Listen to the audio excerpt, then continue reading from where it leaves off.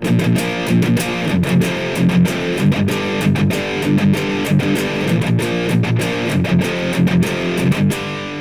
get started with the protocol review of ICMP, which is also a simple protocol like UDP. So going to Wikipedia and taking a look at the ICMP segment structure, and we also have a 8-byte ICMP header. And the data portion of the ICMP packet is variable length. So each header, as it says here, starts after the IP version 4 header, of course, and is identified by the protocol number 1. And let's go back here. Of course, we can use our trusty on the Unix system or etc protocols file, and you can see that 1 is the value to refer to ICMP in the IP header. It says all ICMP packets have an 8-byte header and a variable size data section. The first 4 bytes have a fixed size format, while the last 4 bytes depend on the type code of the packet. So there's multiple different types and codes. Here's all the control messages here. We're only going to talk about the most common one in this review, and that is for ping. So here's another, actually a better looking image header for ICMP. So let's go to our VM, and I'm going to read in a ICMP.pcat file. And we're going to search, we're going to use a filter to say filter for ICMP, but we could also do like before, proto, and then escape ICMP. It's another way to perform the same filter. Or we can do IP if we only want to look for ICMP and IP packets, or we can do IP6 if we wanted to do that as well, to look for ICMP messages in IP6. So different ways to do the filter. So let's go ahead and clear the screen, add the verbose option, and then print the data in hexadecimal and ASCII. And we do have quite a bit here. Oh, I forgot to do my filter one more time. Just clear the screen. Now apply my filter. There we go. So that's what we want right here. These 2 packets. So in the first one, we have a machine sending a ICMP echo request to another machine. And there is an ID field in ICMP and a few other things. So let's go ahead and go back to the header here. You can see that the first byte is called the type field, and the second byte is the code field. For the echo request, we need to find the type. And if we follow the chart here, or look at the list here, we can see that echo, also known as echo request, is type 8, because I believe in the RFC it's just echo and not echo request. And then the actual type for the echo reply is 0. And then we also have a code field. But we can see here that there's no, like in this case of the 3 for destination unreachable, and it has a number of values underneath it. Well, as you can see, ICMP echo and echo reply are actually very simple, and they don't need code fields, so they actually don't have a code value. It'll just be 0. So let's go ahead and find that inside the ICMP packet here. So remember again, the IP header starts with this first byte here, and the 4 is the version number of the IP header, or version number of the IP protocol, I should say. So IP version 4. The next nibble in this 1 byte is the number of 32-bit words inside the IP header, and a 32-bit word is equivalent to 4 bytes. So you take 4 times 5, which is 20, and that tells us that there will be 20 total bytes in the IP header. And the 9th field here, the 9th field offset, is actually the 01 that we saw, or the 1 in the ICMP protocol number.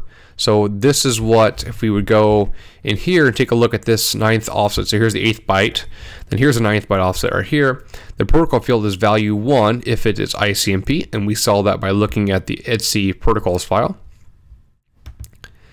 Then after that we have the other data in the IP header. So if we go ahead and get rid of this first 16 bytes, here is where, well, I guess we can do the printf thing here and go ahead and print the value of that. So 0x0010, you can see that's 16. So these are in 16s. So 16, 32 offset, etc., go and so on and so forth. So 16 bytes into it. These two field, this would be, this part right here would be, so 18 and 20. If you have 16 all the way across bytes total, then we have 18 bytes, and then we have 20 bytes.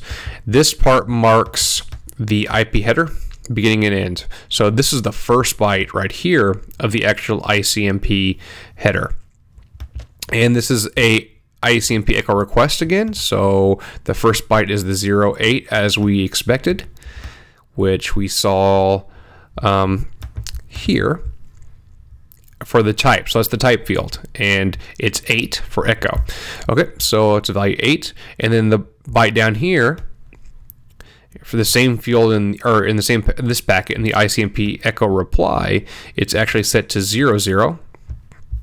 That is because, of course, the echo reply is type 0, and the fields after in both of these are 0 because there's no code for these particular ones. Then later on, actually, if you take a look, all ICMP packets have, or all ICMP echo and echo reply types have a payload of some characters, 0, 1, 2, 3, 4, 5, 6, and etc., etc. And so Linux actually has this a specific set, and if you actually send an ICMP echo and a reply blah blah on a Windows machine, it's actually something a little different. I think it's A, B, C, D. It's all the way through, and then some numbers, I believe, but it's different. Each OS will have a different payload there. And the next field we want to concern ourselves with is the ID field. And this is just a way to match requests with responses.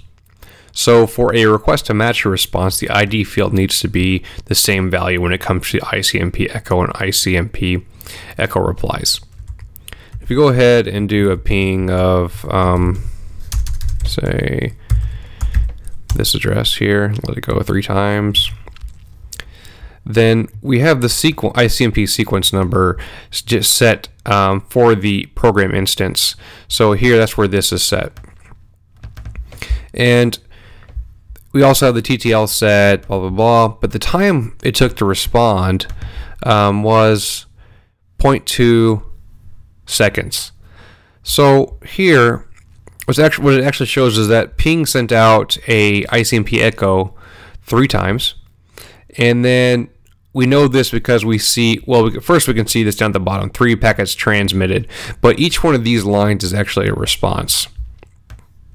Each one of these. So, and that's how it knows it gets the proper response. So if it received a response of an ICM packet with from the request, if it was set to ID 7055 and the response was 8088, for example, then you would not see the response back because that wouldn't match up. It was from a different host, possibly a different packet, etc., a different process. So that's just how we actually match that stuff up with ICMP. To see the length of the ICMP packet, we can do what we always do, and that is take a look at the size of the IP packet, which includes the payload, which is, in our case, is ICMP. So IP says that, hey, there's an 84-byte packet in length. This does exclude the Ethernet header or the link layer data or link layer protocol. And then you can see on the line with the ICMP tag here is that it's a length of 64 bytes. Well, if you subtract 84 from 64, you actually have 20 left, and that is the length of the IP header. So that's one way we can see that, hey, if you have this number and subtract from this number and it's 20 and this 5 is here, then that means that that's the remaining amount of bytes for the IP packet.